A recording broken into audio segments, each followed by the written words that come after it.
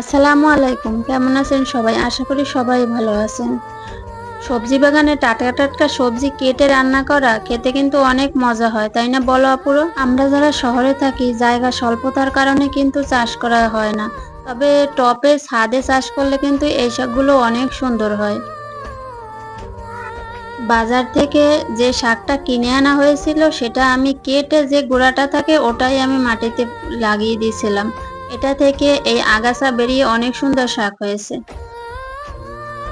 তোমরাই দেখতে পেলে শাকটা কত সুন্দর হয়েছে। এটা কেটে এনে আমি আজকে রান্না করে নিলাম। চিংড়ি মাছ আলু দিয়ে প্রথমে আমি শাকটা রান্না করে তারপরে মুরগি দিয়ে লাউ রান্না করব। এদিকে আমি মশলাটা কষিয়ে মুরগিটা ভালো করে কষিয়ে নিব। আর আমার এই ভিডিওটা যদি তোমাদের কোনো অংশ ভালো লেগে থাকে প্লিজ লাইক কমেন্ট শেয়ার করে আমার চ্যানেলের সাথেই থাকবে। এখানে আমি মুরগি ভালো করে কষিয়ে নিলাম, এরপর পানিটা যখন ফুটে উঠবে লাউ দিয়ে দিব।